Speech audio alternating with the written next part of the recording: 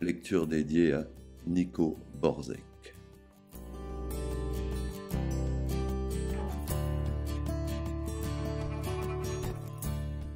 Raymond Carver, Tais-toi, je t'en prie, œuvre complète 3, édition de l'Olivier, paru en France en 2010, traduit de l'anglais États-Unis par François Lasquin.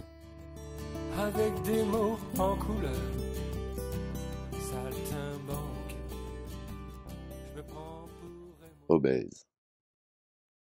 Je suis chez ma copine Rita. On boit le café, on fume, et je lui en parle. Voici ce que je lui raconte. C'est un mercredi, vers la fin d'une soirée plutôt calme, que Herbe fait asseoir le gros type dans mon rang. Je n'ai jamais vu quelqu'un d'aussi gros. Quoique, à part ça, il a l'air propre et il est assez bien sapé. Tout est démesuré en lui, mais ce sont ses doigts surtout qui m'ont frappé. Quand je m'arrête à la table voisine pour prendre la commande du couple d'âge mûr, je les remarque aussitôt. Ils sont 3 fois plus gros que ceux d'un individu ordinaire. Des doigts longs, épais, dodus. Je m'occupe de mes autres tables.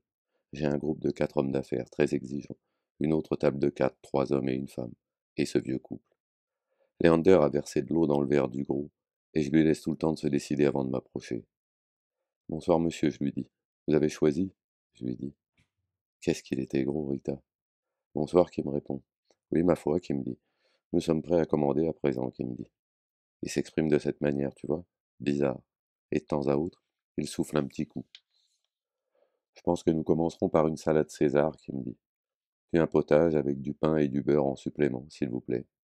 Ensuite, les côtes d'agneau, je crois bien. Et une pomme de terre au four avec de la crème. Pour le dessert, nous verrons tout à l'heure. Merci beaucoup, qui me dit en tendant la carte. Il avait de ses doigts, Rita. Je fonce à la cuisine et je passe la commande à Rudy, qui la prend avec une grimace. Tu le connais, Rudy. Il est comme ça quand il boulonne. Au moment où je ressors de la cuisine, Margot, je t'ai parlé de Margot, celle qui fait du gringue à Rudy. Margot me dit, c'est qui ton copain le gros? Quel poussa? Bon, ça a joué aussi évidemment. Oui, ça a joué, j'en suis sûr. Je prépare la salade César à sa table, et il suit mes gestes des yeux, tout en se beurrant des tranches de pain qu'il dispose à côté de son assiette en soufflant continuellement. Et moi, j'ai tellement les nerfs en pelote que je renverse son verre d'eau. Oh, excusez-moi, je lui dis. Voilà ce qui arrive quand on se presse trop. Je suis désolé, je lui dis. Vous n'avez pas de mal? Je vous envoie le garçon de salle pour qu'il vous nettoie ça, je lui dis. C'est rien du tout, qui me dit. Il n'y a pas de mal, qui me dit. Et il souffle. Vous en faites pas pour ça, on en a vu d'autres, qui me dit. Il m'adresse un sourire et un petit signe de la main, tandis que je pars chercher Léander. Et quand je reviens pour lui servir sa salade, je m'aperçois qu'il a avalé tout son pain beurré. Un peu plus tard, quand je lui ramène du pain, il a terminé sa salade. Tu sais quelle taille ça a, une salade César? Vous êtes bien aimable, qui me dit. Ce pain est succulent, qui me dit. Merci, je dis. Si, si, il est très bon, qui me dit. Sincèrement. C'est rare que nous ayons la joie de déguster du si bon pain, qui me dit. Vous êtes d'où, je lui demande. Je ne crois pas vous avoir jamais vu, je lui dis. C'est pas le genre de type qu'on oublierait, glisse Rita en ricanant. De Denver, il répond. Je ne m'étends pas plus que ça sur ce chapitre, et pourtant ça m'intrigue. Votre potage sera là dans 1 minute, monsieur, je lui dis. Et là-dessus, je m'en vais mettre la dernière main à ma table de 4 hommes d'affaires très exigeants. Quand je lui amène son potage, je vois que son pain s'est à nouveau volatilisé. Il est en train de s'en fourrer le dernier morceau dans la bouche. Croyez-moi, qui me dit. C'est pas tous les jours qu'on se régale comme ça, qui me dit. Ne nous en veuillez pas, qui me dit. Oh, pensez-vous, voyons, je lui dis. Ça fait plaisir de voir quelqu'un manger d'aussi bon cœur, je lui dis. Je ne sais pas, qui me dit. Ça doit être le mot, qui me dit. Il arrange sa serviette et il empoigne sa cuillère. Bon Dieu, qu'il est gros, fait Léander. Il y peut rien, alors boucle-la, je lui dis.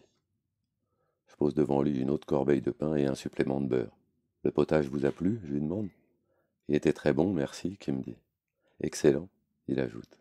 Il s'essuie les lèvres, se tamponne délicatement le menton. Il fait chaud ici ou c'est moi? Qui me dit. Non, il fait chaud, c'est vrai, je lui dis. Peut-être bien qu'on va tomber la veste, qui me dit. Mais faites donc, je lui dis. On a bien le droit de prendre ses aises, je lui dis. Oui, c'est vrai, qui me dit. Vous avez tout à fait raison, qui me dit. Mais un peu plus tard, je constate qu'il a toujours son veston. Mes 2 tables de 4 sont parties à présent. Le vieux couple s'en va aussi. La salle se vide peu à peu. Quand je lui sers ses côtes d'agneau et sa pomme de terre au four, accompagnée d'un supplément de pain et de beurre, il est l'unique client qui reste. Je verse plein de crème sur sa pomme de terre. Je saupoudre la crème de petits dés de bacon et de ciboulette hachée. Je lui rapporte du pain et du beurre. Vous avez tout ce qu'il vous faut, je lui demande. Tout va très bien, qui me dit. Et il souffle. C'est parfait, merci, qui me dit. Et il ressouffle. Bon appétit, je lui dis. Je soulève le couvercle de son sucrier, j'en inspecte le contenu. Il hoche la tête et il me fixe des yeux jusqu'à ce que je me décide à m'éloigner. Je cherchais quelque chose, j'en suis sûr à présent. Mais quoi? Ça, j'en sais rien. Comment il va, Gradubide? Il va t'user les jambes à force, me dit Harriet. Tu connais Harriet. Comme dessert, je dis au gros, il y a le gâteau du chef, c'est un pudding avec de la crème anglaise, ou alors du cheesecake, de la glace à la vanille, ou du sorbet à l'ananas. Nous ne vous retardons pas, au moins, qu'il me dit, en soufflant d'un air préoccupé. Mais pas du tout, je lui dis. Bien sûr que non, je lui dis. Prenez tout votre temps, je lui dis. Je vais vous chercher du café pendant que vous réfléchissez. On va être franc avec vous, qui me dit en se tortillant sur son siège. On voudrait bien le gâteau du chef, mais on prendra peut-être aussi une glace à la vanille, avec une larme de sauce au chocolat, s'il vous plaît. On vous avait dit qu'on avait faim, qui me dit. Je vais à la cuisine pour lui préparer son dessert moi-même, et Rudy me fait Harriet prétend que tu as un phénomène de foire à une de tes tables, l'homme le plus gros du monde. C'est vrai? Rudy a ôté son tablier et sa toque, alors tu vois. Il est gros, Rudy, je lui dis, mais il n'y a pas que ça. Ça le fait marrer, Rudy. À ce qu'on dirait, elle a un faible pour le gras double qui fait. Tu ferais bien de la tenir à l'œil, Rudy, dit Johan qui arrive dans la cuisine à cet instant précis. Je sens que je deviens jaloux, lui dit Rudy. Je dépose devant le gros une portion de gâteau du chef, ainsi qu'une grande coupe de glace à la vanille et un petit pot de sauce au chocolat. Merci bien, qui me dit. Y a pas de quoi, je lui dis. Et là, une émotion me prend. Croyez-le ou non, on n'a pas toujours mangé comme ça, qui me dit. Moi, je mange, et ça ne me profite pas, je lui dis. J'aimerais bien grossir, je lui dis. Non, qui me dit. Si on pouvait choisir, ce serait non. Mais on n'a pas le choix. Là-dessus, il prend sa cuillère et il mange. Et alors, fait Rita en allumant une de mes cigarettes et en rapprochant sa chaise de la table. Elle devient intéressante, ton histoire, dit Rita. C'est tout, ça s'arrête là. Il finit son dessert, ensuite il s'en va, et on rentre à la maison, Rudy et moi. Quel poussa, dit Rudy en s'étirant comme il fait quand il est fatigué. Ensuite il rit, et il se remet à regarder la télé. Je mets l'eau à bouillir pour le thé et je vais me doucher. Je me pose une main sur le ventre, et je me demande ce qui arriverait si j'avais des gosses, et si l'un d'eux devenait aussi obèse que ça. Je verse l'eau dans la théière, je dispose les tasses, le sucrier et le berlingot de crème sur le plateau, et je l'apporte à Rudy. Comme s'il y avait réfléchi, Rudy me dit « J'ai connu un gros dans le temps, et même deux. Deux gars vraiment très gros quand j'étais môme.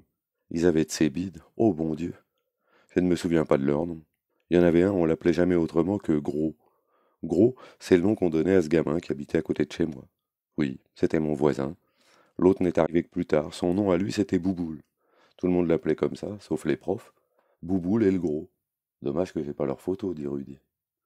Comme je ne trouve rien à lui dire, on boit notre thé, et je ne tarde pas à me lever pour aller au lit. Rudy se lève aussi, éteint la télé, ferme la porte à double tour et commence à se déboutonner. Je me mets au lit. Je me serre tout contre le bord et je m'allonge sur le ventre.